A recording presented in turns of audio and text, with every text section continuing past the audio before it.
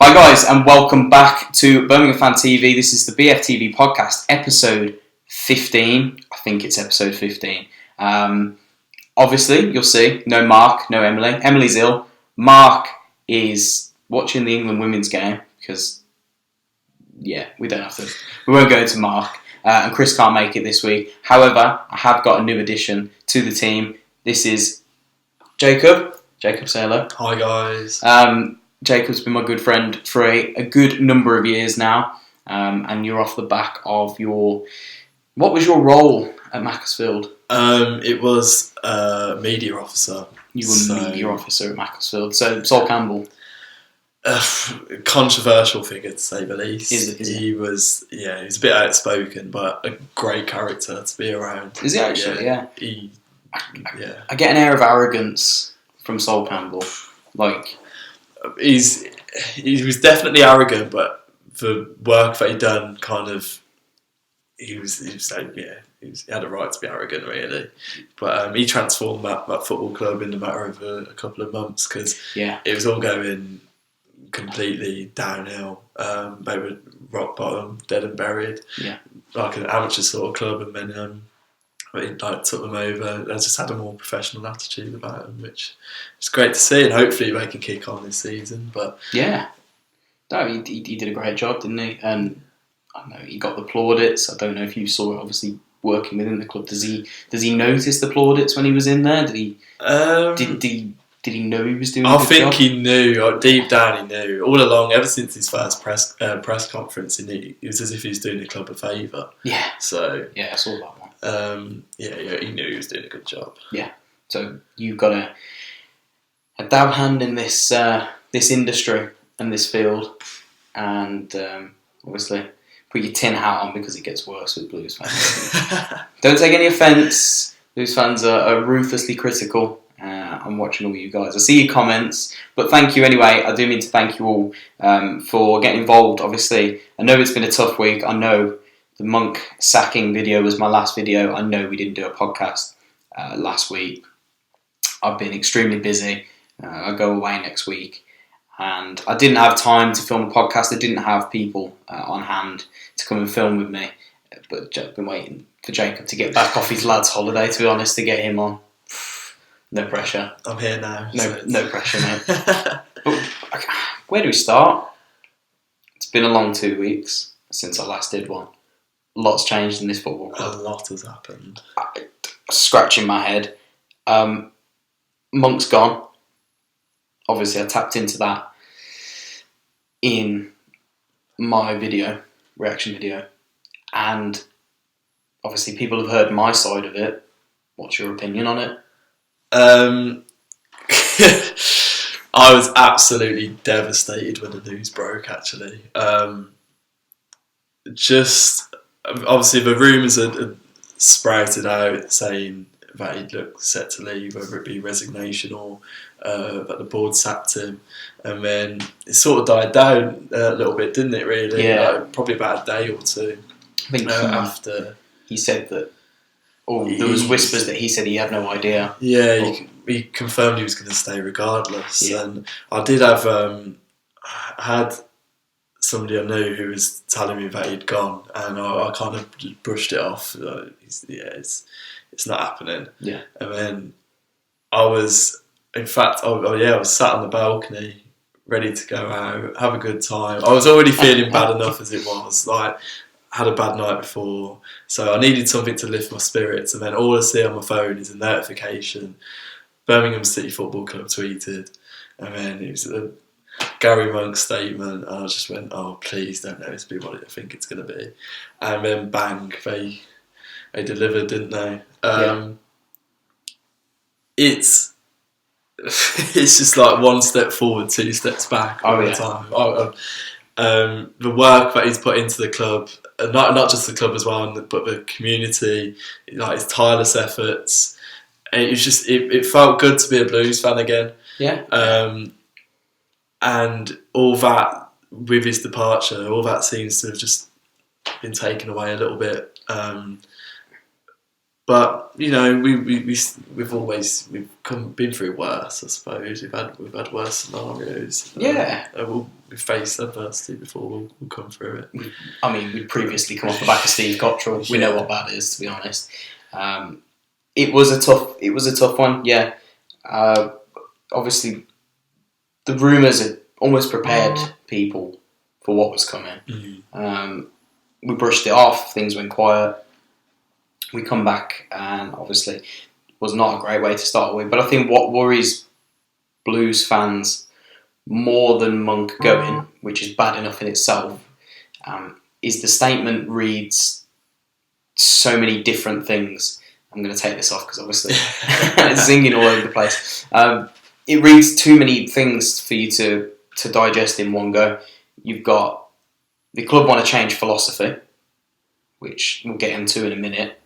They want to promote the youth. They say on one hand that they're ready to reinvest in the squad, which reads that obviously they're going to spend money. But then on one hand, how can you reinvest in the squad but bring through youth and have this youth mentality? It makes no sense. There was so many conflicting things in the statement that I thought, obviously I've gone back and read it a few times, tried to make sense of it. Doesn't make sense, to be honest. It makes no sense. What was your thoughts on it? Obviously, the change in philosophy, first of all, was like... Yeah, there were a lot of elements to it which, like you say, didn't quite add up. It literally is. When I read it, I said straight away, it's almost as if we've gone straight back to like the Gary Rowett Zola transition again. I understand. Obviously, every club wants to have, an attractive sort of philosophy, wants to play attractive football. Yeah. It's just how you. I think it's just going about it in the wrong way. If I'm being honest, it's just there's different steps to get to that sort of stage, and it's all about progression really. Like you build up to that, whereas here we've just completely wiped the block, trying to start a clean slate again. And yeah, it takes time. It takes time, and I think they expect it to be like instant, and yeah, it doesn't happen like that, unfortunately. No, it doesn't. And obviously, like I say, it's all right them wanting the change in philosophy. And if they were to have said, we're going to change the philosophy, so we're going to sack Monk, but then they have a replacement, they have someone that you can put your trust into, a manager with some pedigree of reputation of implementing this philosophy. I don't think Blues fans would have been as hostile as they are currently. The fact that they've sacked Monk to bring in his assistant manager screams an air of, in my eyes, what I've picked up from it, and I might be wrong, is financial difficulty, if anything. Oh yeah, I sort of get the feeling that financial implications have meant that they've had to stay on. Yeah. But that was one of the things that stood out for me. But because I remember earlier in the day when it got announced that Blues had parted company, because there was the ongoing issue of Lee Bowyer having contract issues at Charlton. Yeah. And I would have just assumed that if they were going to make such a step like that, obviously they'd have, like I say, somebody with a decent pedigree. Yeah.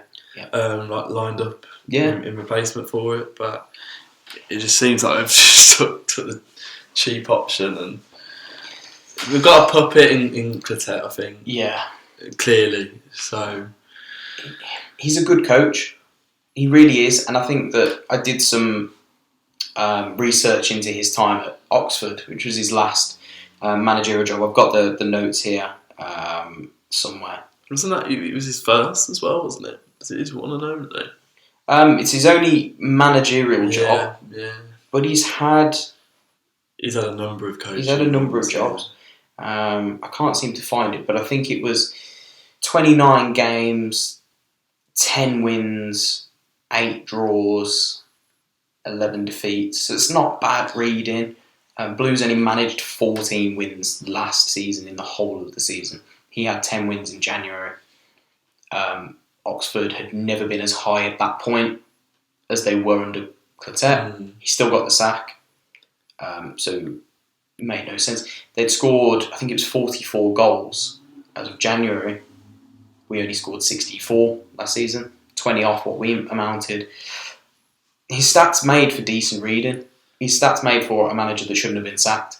I remember when he did get appointed at Oxford, and there was like an air of excitement around the club at the time. And he did start off really well. Yeah, he did. And they were playing attractive football, like attacking football as well. And then obviously marred by a 7-0 home defeat to Wigan. And the occasional defeat. I can't quite touch on why he was sacked in the end. I can't remember why it was. I watched an interview with, I couldn't tell you the name, I will plug it down below. There was a YouTube clip that came out last week, an interview with Clotet in January, just gone. Yeah. Some American chap came over and interviewed him and asked him a whole bunch of questions about his philosophy and what he's doing at Blues and what happened at Oxford. He asked him, do you think they were right to sack you? He said no. Straight up said no, it wasn't right. We were building a project that was going to take time, and to be where they were at 10th was a good position. Obviously, they could have been a bit higher. Yes, they had the 7-0 home defeat, but most of the games they were competitive in. If they lost 1-0, they lost 2-1. When they won, they were winning 3 or 4-0. Some of the games, they were winning big away games. Their home form was pretty good. They hadn't lost many at home. And Wigan were like the Man City of that league, so to speak. Yeah. I know that's hard to say. I don't believe he should have been sacked, reading it. Some of the players they had weren't of a good standard. They had some good League One players and they had some very, very average ones. It's pretty much a similar sort of team to what they have now, and they've been mired in a relegation battle for most of the season this year. Yeah. You just have to look at the progress that they made since he departed. It's nothing. Backwards. It's stagnant. So, I think Cole Robinson took over Oxford, didn't he, this year, and we managed to keep him up. But there were a few good players, but there wasn't any real standout. Like Curtis Nelson maybe was an exception. They had Jack Payne on loan, who we were linked with today. It's completely when you compare Oxford to Blues, it's two completely different circumstances. Yeah. And when you consider he's had 18, well, I'll say 18, it's 15 months, pretty much. With Blues? Yeah. 16, 14, 15 months. Yeah, roughly. Something like that. The players all know him. Yeah. He knows the players. The players respect him. They know what he wants. So there's no reason to suggest that he won't be able to get the best out of the players. It's just man management. That's it. Good coaches don't always make good managers. Yeah. That's my worry. I know that Pep's a footballing man. He's been and studied in every continent. He's done his own work. He's studied everywhere. He's took the game on. He's articulate. He's in depth. He's meticulous with his work. It worries me though that you need a leader sometimes. Pep doesn't strike me as a leader. No. He strikes me as a man that can do the footballing side, but like you say, not the man management side. When there's issues, is he the man to hold the team together? Monk had that. Monk had an air of authority about him. He was strong. You listened to him. Not that you wouldn't respect Pep, but I think that's what it was as well. Like Pep and Monk complemented each other so well in terms of their knowledge and man management and the coaching. Both of them managed to sort of bring out the best in each other. Yeah. It's just when you reflect on it as a whole, it seems so pointless in getting rid of Monk unless you want to make some sort of statement. And what that statement is, I don't quite know. There's obviously. I'm not going to touch on it because I'm not going to sit here and claim that I know everything that's gone on behind the scenes. There's obviously been this big issue with the agent sort of stuff.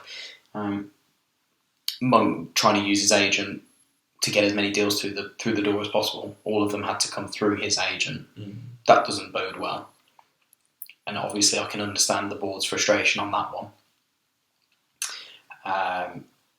Monk was very adamant he didn't want to change the philosophy because he probably couldn't, because certain managers can't play that brand of football. It's not in their DNA.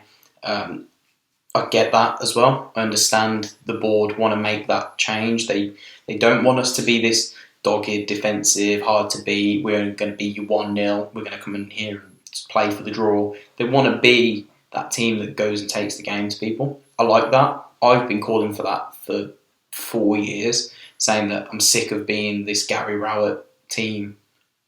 While it gets results at times, what is the idea of football is to be entertained at the same time. You go there to be entertained.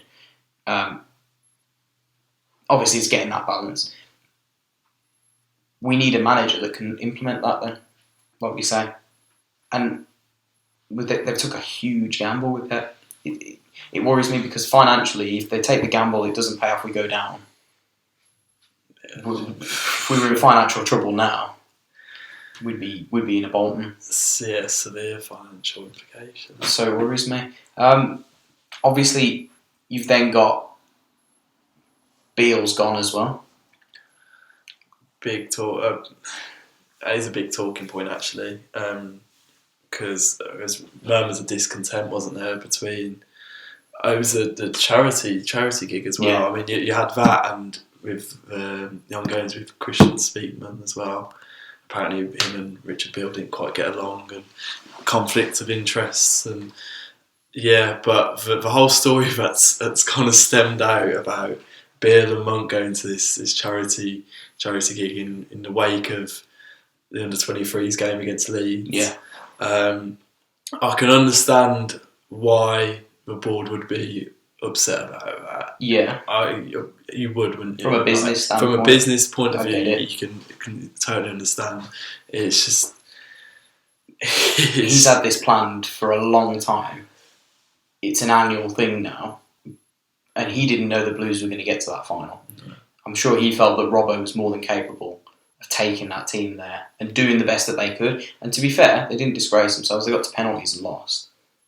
It's not our fault that the lads couldn't take a penalty on the day, because I watched the game and it was some tragic penalty taking. We should have won that game in normal time. So he can't account for that.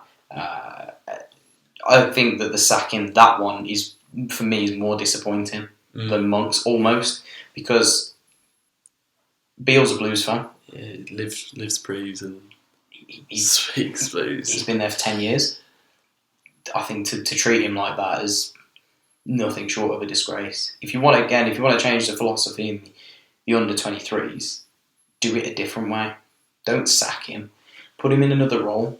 Bring him in and do something else. Don't sack him. And especially if it's over something as stupid as going to a charity game, then the board, they haven't, covered themselves in glory, have they? At the end of the day, you just have to look at the work that he's done. Some of the players that have come through, it speaks volumes about the work that he's put into developing the youth academy and leading it, directing it, managing it.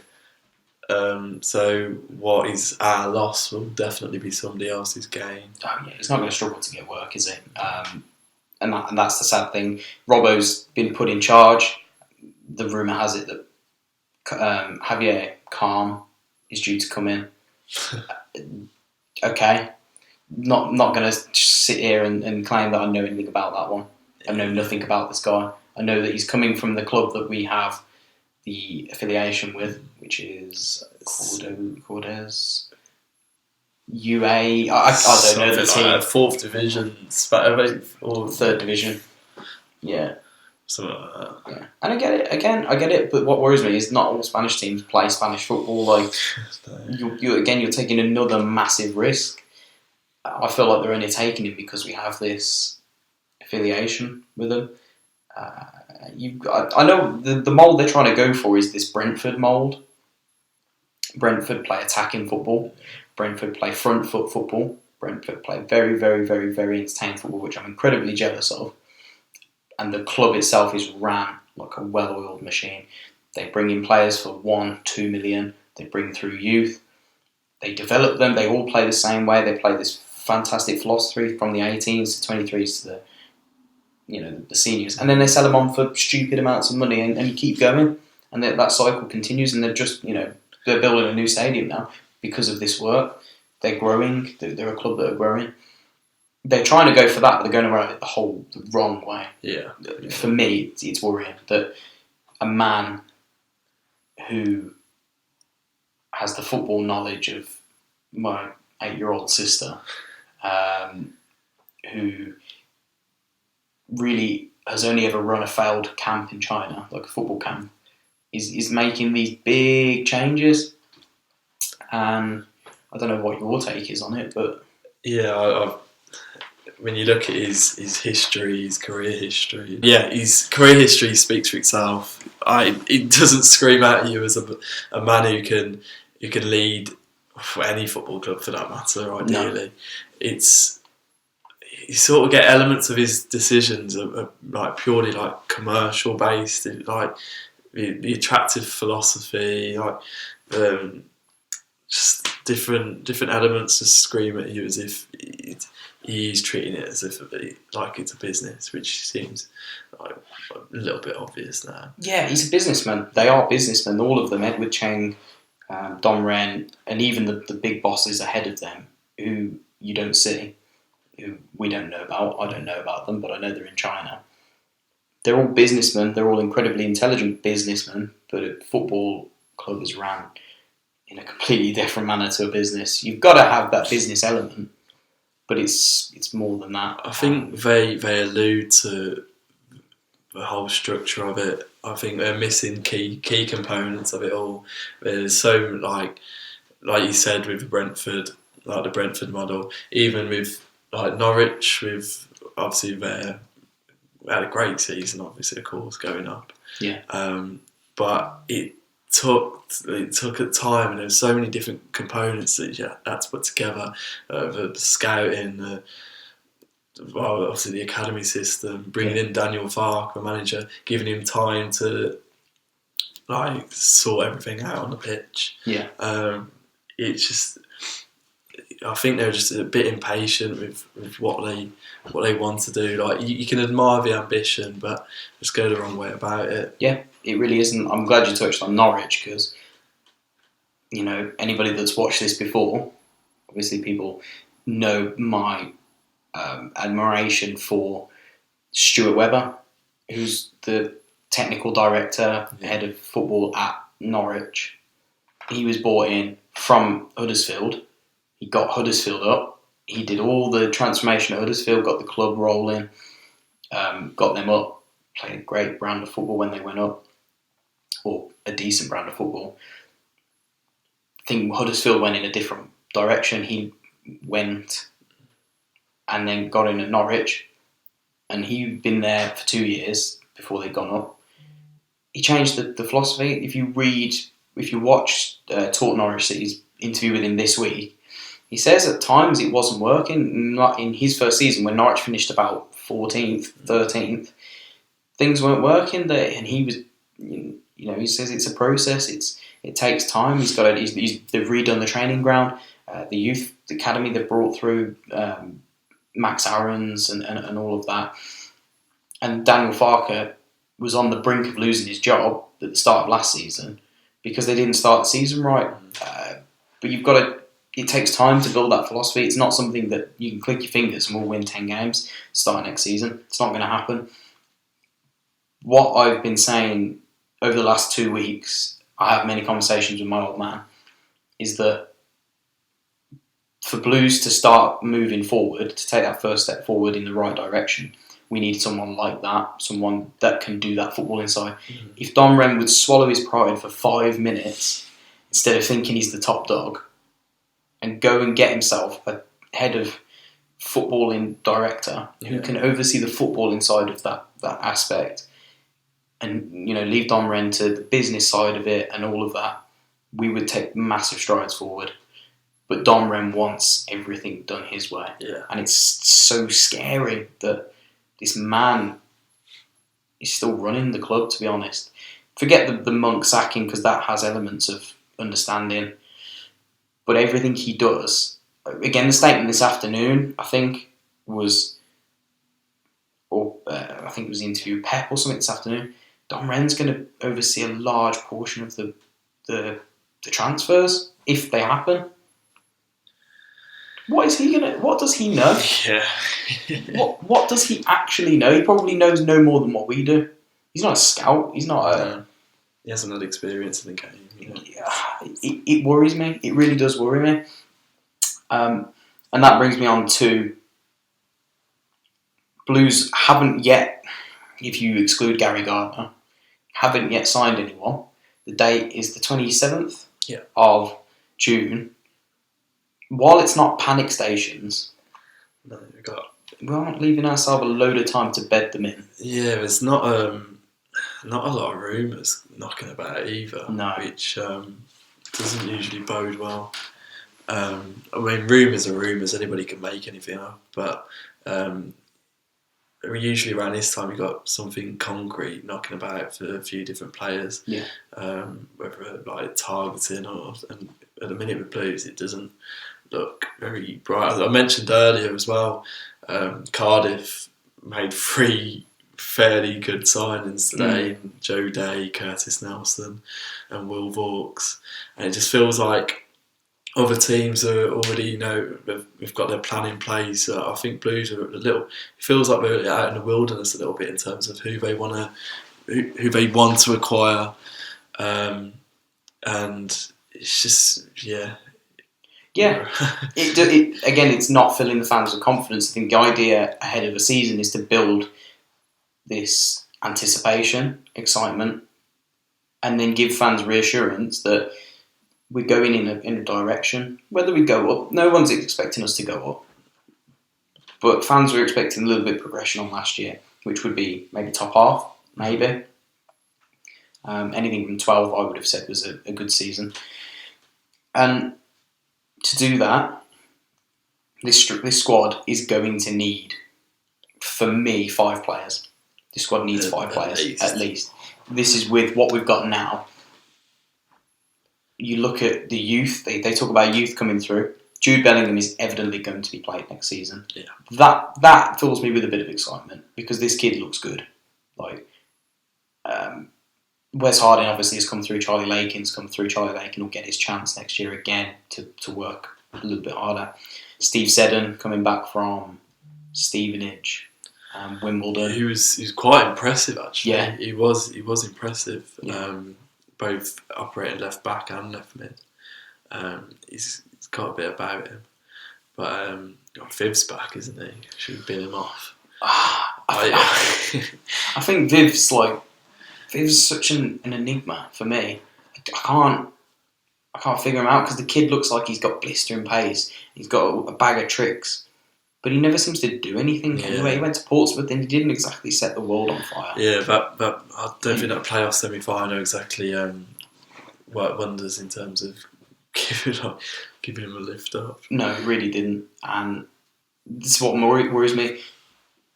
The longer the days go on, I'm not sitting here saying let's panic. I'm not sitting here saying Blues are definitely not signing anyone, because I think we will. I think we'll bring in some people. I'm pretty confident of that. If we don't, well, panic. The youth simply won't cut it. We do need to bring some through. Jude's going to come through. I would like to see Steve Seddon come in as a rotation with Pedersen. I've seen Grounds in pictures in pre-season training. That doesn't have me with confidence at all. To have Grounds back would be... That's a backwards move for Blues. And, as it stands, Morrison's gone. From what I know, he's gone. Which is a crying shame that the club captain's just been dumped on his arse after 5 seasons of loyalty. It's a shame, yeah. It's almost like a silence over it as well. You'd like to know, wouldn't you, really? Especially, he's been a great servant to the club. Always gave 110% in every game. What he lacked in quality. Yeah, what he lacked in quality he made up with with his just pure effort and stuff. And it would have been nice if if he is, well, it seems it's inevitable that he's going to depart. Yeah. Blues could have at least given him a bit of a nice send off, but could have done it in a better way. Yeah. We've not even announced that he's gone or he's going or what's happening. There's just pure silence on the situation. It just doesn't sit right with me personally. No. And it's just, like I say, it's the silence that's killing people at the minute, and the lack of rumours. I know that there's rumours of Jack Payne this afternoon. He's been released by Huddersfield and we're interested. I've also heard that we were interested and no longer interested. He was someone that Monk was looking at. Yeah. And now that one's kind of fizzled. He's a decent player. If he'd have been a squad player, I would have took that. Definitely not a starting midfielder. No. Wouldn't have filled me with confidence. Moy Gomez was one I heard last week. I heard his name mentioned in previous weeks by some people. Don't disclose sources. And I know that we have been looked at him a few times. We've had some scouts out in Spain anyway. And I'd watched him a few years back at Villarreal. What a talent. Yeah. I'm not saying he's going to be a Premier League talent, but if we could get him in at this level, I think that is a big statement if you could get someone like that in. Sort of talent. But I don't know what's happened with that one. It's gone a bit quiet. That's the kind of player you want if you're going to implement this system. While I love Michael Morrison, while I think he's a great captain and a decent leader, he's not going to be able to play passing out from the back football. And, slaughter me if you want, that's fine. But Mark Roberts is a better footballer than Michael Morrison is. Yeah. And people will probably have my head on the chopping board for that one. Which I always say something once a week. But Mark Roberts did not cost us 3.5 million because he's a bad centre back. Yeah, I feel a bit. He moved. He kind of got under pressure a little bit, wasn't he? As well, his confidence went straight away. Like, there wasn't an ounce of confidence when he was during that period after Redknapp and stuff. And obviously, he got his break against Blackburn when he was off injured, and pretty much as soon as it started, I think. Give him a year. If the season he had at Barnsley, he was exceptional. He was a real leader on the pitch. He carried them at times, and I just think there's definitely a player in there. Yeah. Just whether he can be unearthed or not. And he played the last 2 games of the season when Dean and Morrison were out. Was man of the match at Reading. Was phenomenal. I thought his performance was excellent.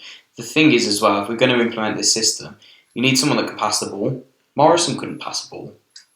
I love the bloke. This is not me slagging him off, but you've got to look at it constructively. He couldn't pass. No. Mark Roberts can find a pass. Can be a bit shaky, but I think that's his confidence at the minute. Harley Dean certainly can play football because he's come from Brentford. He's got that philosophy embedded in him. He knows how to play football. He comes out from the back. He's confident on the ball. He needs someone to partner him. Mark Roberts can do that job, but then we've only got 2 centre-backs at the minute. Wes can fill in, but we need another ball-playing centre-back. We need to recruit 2, I think. I would say 2 to be safe, but if they're looking on the cheap, we do 1 and bring Wes in as cover as well if needed. We need 2 central midfielders. Yeah. And we need 2 wingers. It's easy to forget because Keith's obviously out till December, I would say. At least. At the earliest, which is almost like losing him, isn't it, really? Basically gone for most of the season, which is a shame because, again, but Keith Beld is a warrior, but he's not a footballer. Yeah. David Davis has, for me, and again, I'll get criticised for this, has got a little bit more about him than Clifton Beld on the ball, but isn't as... But but again, they're not midfield. They're not. It might be a little more, but it isn't much by any means. Yeah, it's not much. Yeah, he's just like a dog that chases the ball around the middle of the park. A lot of our midfielders are. Yeah. Gary Gardner's our best passer with the ball in that midfield at the minute, and at times he's just a ball-winning midfielder. He's someone that will sit there and win the ball back for us. this is why this system worries me the most, is because that midfield, all the way across that midfield, if we were to play 4 in midfield again, off a template, who in that midfield can you say they're going to run the show for us? They can pass a football, they can keep possession. Magoma on the left, I love Magoma. He's a good option. Quick, he's strong. Can't play. He's not got this. He's not a technical player. He's not a Hotter. Hotter could play football. He was very lightweight. There's nothing in that midfield at the minute for me.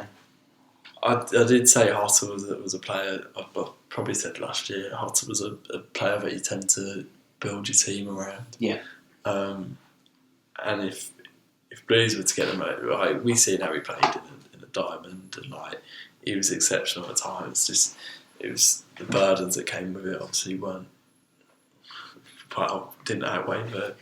I don't know. The whole Hotter thing, he was a great player. It's a shame Blues have lost him, but obviously all the financial side to it and the imbalance sometimes it caused the team if you were to put him in the Diamond.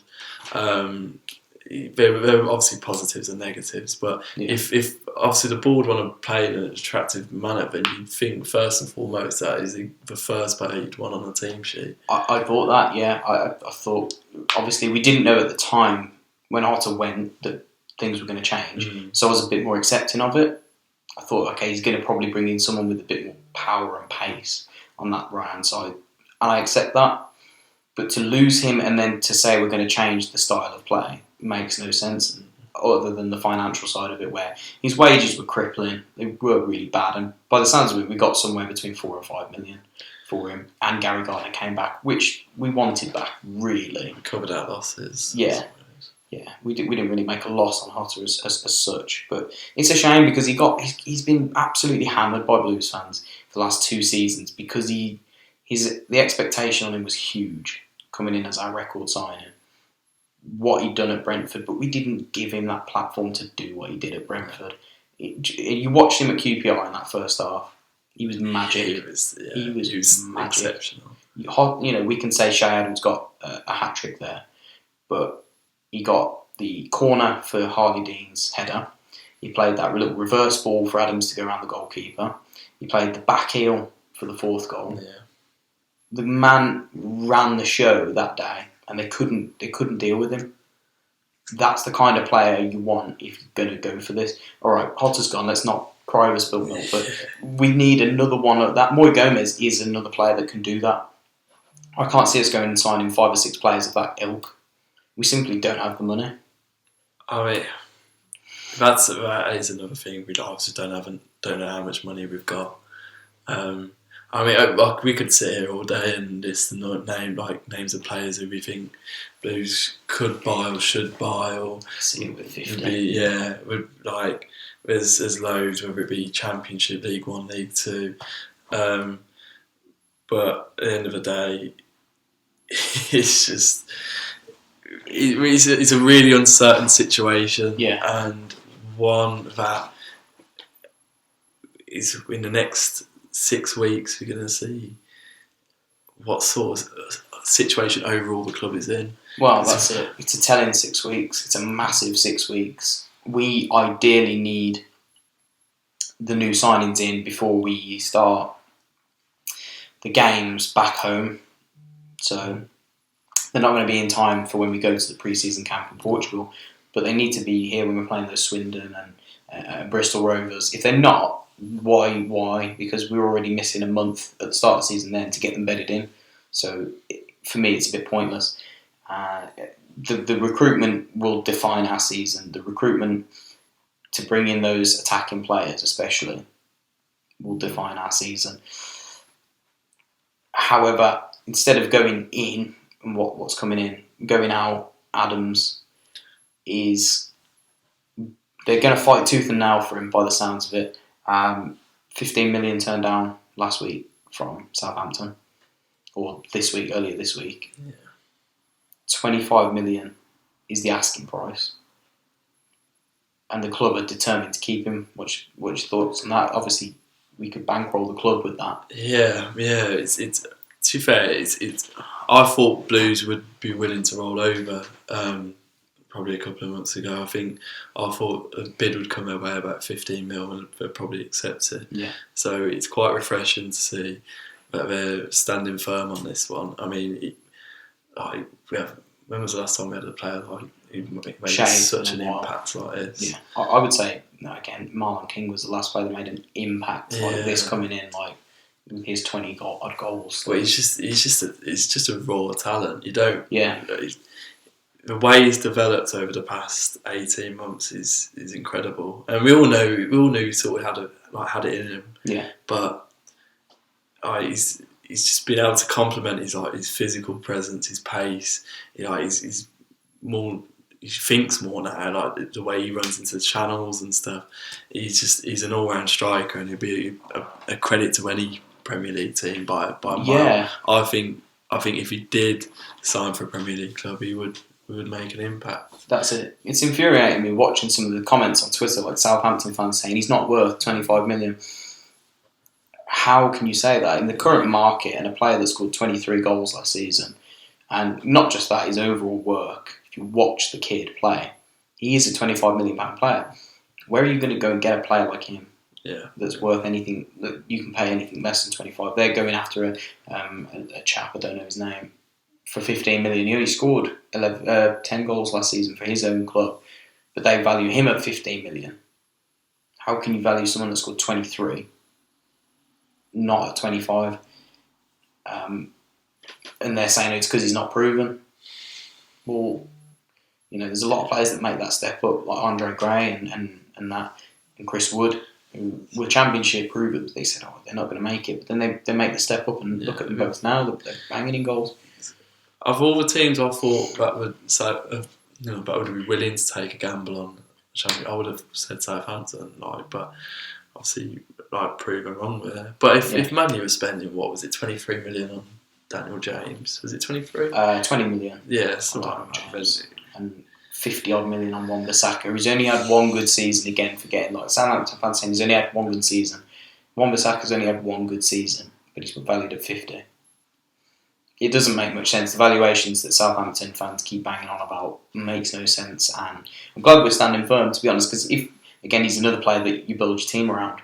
If we can build a team around Shea, we give ourselves a fighting chance, because we know we're going to get 20 goals out of him next season again, around that area. So I don't know. The squad's got a core, but lacks the quality around it, and it's got a lack of layers. It really does, and obviously it's only time will tell where we finish with that one. But I think that just about wraps it up for this week's episode. Jacob, I'd like to thank you for coming on. I'd like to thank you, and I'd like to obviously. We don't know if you're going to be regular. It's all up to you. I was bricking it earlier. I'm not going to lie, but I've actually enjoyed it. I'll probably get roasted by a few people, but I'll take it. Take it on board. It's all part of the plan. And obviously, guys, thank you so much. If you have enjoyed it, don't forget to leave a like, as you always do. Leave a comment, obviously, on the thoughts and what your thoughts are going on at the club currently. It's not the easiest situation. Obviously, Blues are in a bit of a, how do we put it, a bit of limbo at the minute. Yeah. But obviously, I want to know your thoughts on it. I think there was 200 odd comments on the last video, so I really appreciate that. So if you leave your thoughts, I do read them all, despite some of the comments. A bit strange. But Jacob, we'd like to thank you. Thank you. Hopefully see you next week or at some point. So, yeah. And obviously we'll probably have Mark and Emily back, obviously, when they're feeling a little bit better with that one, guys. But thank you so much, and catch you next week.